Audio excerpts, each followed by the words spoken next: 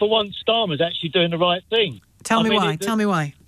Because by trying to stop the people trying to cross it over here illegally, come through the proper channels. Why spend £3,000 or £4,000 on a ticket to a smuggler when you can walk up to your embassy, get your visa, get your paperwork, buy a ticket to come across the channel for 55 quid, and then come over and go through the proper cycles? Go, once you land in England, then go to your embassy. You've now got over $3,500 in your pocket. Book yourself into a hotel. Go up, find your local embassy. Go up and actually apply for asylum. Don't come over in a boat and risk your life with a life jacket. There's no need. So why are you doing it? So you say just turn up as normal and apply for asylum? Of course. Why not? If these people are genuine asylum seekers, everybody keeps trying to tell us look, I'm not heartless, and I totally agree. If someone is in fear of their life, they're being persecuted, and they're running. At the moment, they're running away from France. They're not running away from Uganda or any of the other foreign countries where they've got a gun against their head. These are people which are leaving the French. Some of them are under duress. Not all of them are, but some of them are under duress where they've agreed a journey from a long way further than France, and part of that agreement is they have to go all the way to France. And what's the percentage of that then? I couldn't say.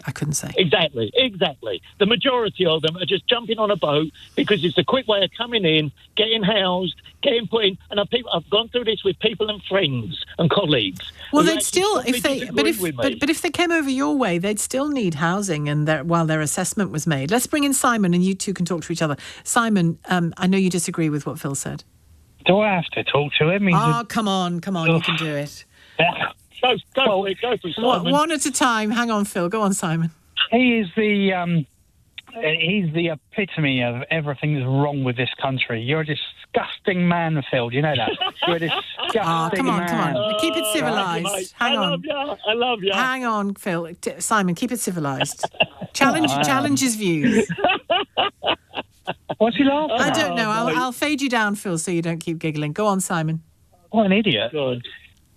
So these are human beings that are being used as a weapon for political gain, for this constant appeasing of far right and right wing politics.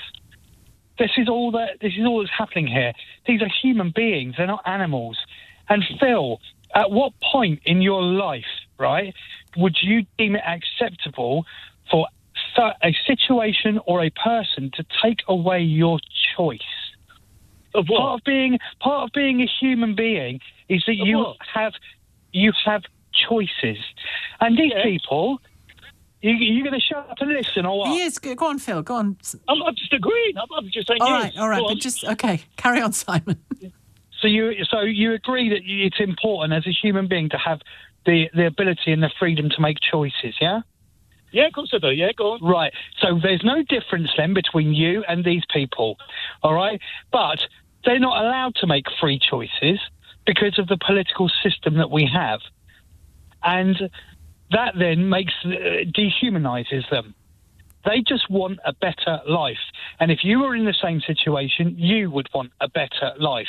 And it would force you to do things that you have to bend the system, bend the rules in order to make the choices that you make. They are not coming from France. They are travelling through France to get here to choose to claim asylum.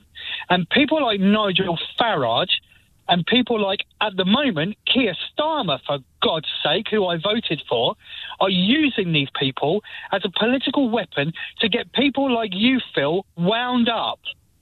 Mate, and it's not right. You don't like me. All right, well, let Phil respond, Simon. You don't even know me. So don't put me in a category. Look, I've just said to you, if people are persecuted with a gun to their head, either whether it's like fear of their lives for political or whatever reason, yeah, fine. But come through the system. They're not forced onto them boats. They climb onto them boats. They paid $3,000 or $4,000 to climb onto them boats. Use that money to actually come over in a normal, sociable way that they're quite entitled to do so. I have no problems with that. And then come through the system and then do it legally. They are illegal. I'm terribly sorry, mate, but that is the terminology. They are illegal. And we cannot afford to keep on dumping it. Well, it's not, Phil. Phil, it's not. We don't have the finances. All right, now, Phil, it's not the terminology. It is described as irregular migration, not illegal. It's described as irregular migration when they come and apply irregularly but apply for asylum. They are not illegal. They are asylum seekers. If they do a runner and then start working under the radar, they're illegal. No, they're illegal. Look, can I go to France? I'm just telling you what the law is, Phil. You can shout at me if you like, but no, I'm not shouting. I'm just trying to answer your question. What's your terminology for illegal then? If I go to America, how do I get into America without a passport, a visa, and the right documents? It depends what you're doing there. If you're sneaking in under cover of darkness to go and commit crime all over the place, you're a criminal and you're illegal. If you're coming in... Hang on. No, listen to the end of my sentence.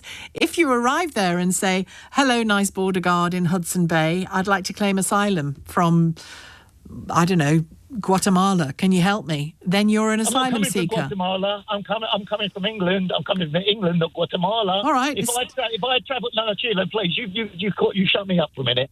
But basically, let me just say, basically, if I travel anywhere in the world without the necessarily required passports, visas, or documentation, and try and cross into that country any other way than a noted form of transport, that is illegal. You can use terminology. No, I'm not. Honestly, I'm not dancing on the head of a pin here, Phil. I'm just telling you, wherever you come from, if you land at the shores of a country and claim asylum under international law, certainly those who are signatories to it, the Convention on Refugees, the country has to give you a hearing and assess whether you can have asylum, and they can reject that claim. So why do we bother having passports and visas and documentation? We don't need them, do we? Because most of us aren't refugees claiming asylum. We're privileged, lucky citizens who don't have to do that. They're already in France, where it's actually they've been accepted into the country. They're sitting in the country quite safe. They're not being chased over the channel, but the gendarmes are watching them coming over and helping them. So we in the UK, in this global movement of people, we in the UK should be uniquely protected from it because of the channel. We should be, well, hang on a minute. Why uniquely? It counts for every country. So uniquely. So what I mean is... New Zealand. Hang on, Sheila. All right, okay. No, you mentioned water. How do you get into New Zealand then? How would you get into New Zealand? Yeah, by the water. You not cross water? Exactly. So you're talking about channel and water. No. But the water. All right, Phil, the only reason I said that to you is you said they're in France, for God's sake. And I said, so are you saying that because at that point in France there is a stretch of water, Britain should be protected from any arrivals for asylum claims, any arrivals because of this mass migration of people that the whole world is witnessing and experiencing? Britain should be uniquely protected from it simply because where France ends, the water begins and we're at the other side of that water. So we shouldn't have to deal with it. I believe any country that's actually got its borders and border control should be in control of those borders and control, so we know who is coming in here and what is coming in here. Not to have people just jump on a boat and walk across. All right. Well, let's give Simon a chance now. Go on, Simon. I mean, look, there is no safe and legal route for these people. If there was, then anybody coming in on a boat after that, then, I'd be a lot happier to refuse them entry, but these people don't have a chance. I want to ask Phil... Well, some do. Well, yeah. Is Phil going to vote for reform? No, not necessarily at all. I've got my own views. I'm not going to... it's a simple question. Simple question. Well, he answered it. He said not necessarily. Go on, Phil, elaborate. No, I'm in the wilderness at the moment because I have not got a clue to vote for, because none of them have got a clue what they stand for at the moment at all. Nobody. So I'm in the wilderness, quite frankly. Why did you ask that question, Simon? Because I want to know if he sounds like a reform voter, let's face it, and I wanted to know what would be more important to him. Less migrants coming in and maybe being extra cruel to human beings, or the prospect of him having to pay for healthcare and ignoring climate change. Do you know what I mean? What's more important in the grand scheme of things? Because let's say he is going to vote for reform, it's people like him that are going to drive this country into ruin. Because they fall for this narrative that is fed to them by bad people with agendas. And they fall for it. Because Phil, to me, you're the victim here because you fall for the nonsense. Go on, Phil, respond to that. All right.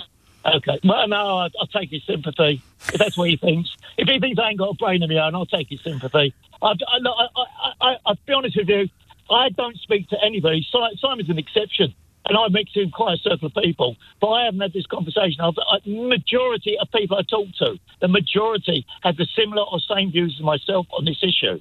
So you always get people which actually, yes, okay, I do sympathise. And obviously I'm not a nasty, I can't swear then, I nearly did. But basically I'm not a nasty person, okay? And I do have my own views on certain things. But on this particular item, no, I totally agree with Starmer. All right. And it's funny enough, I don't agree a lot with Starmer, quite frankly.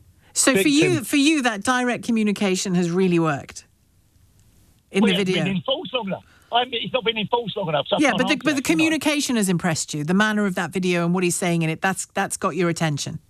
I haven't actually seen the video, to be honest, Sheila. I only heard what you just played back to me in about the last half an hour. Okay, well, that's the bare bones of it, really, apart from the pictures. Final thought on this, in this ding-dong of a debate from you, Simon. I just think that he is just a classic example of a victim that's fallen for this nonsense. These people have been weaponised in order to further political gains, and I'm absolutely disgusted with Labour. That's not the party I voted for. And Phil, you are a victim, mate. You and all your mates that get sucked in by the right-wing press and the narrative that's fed to you, you are a victim. Okay, well, we'll leave it there. Thank you to both of you for being prepared to engage in that conversation.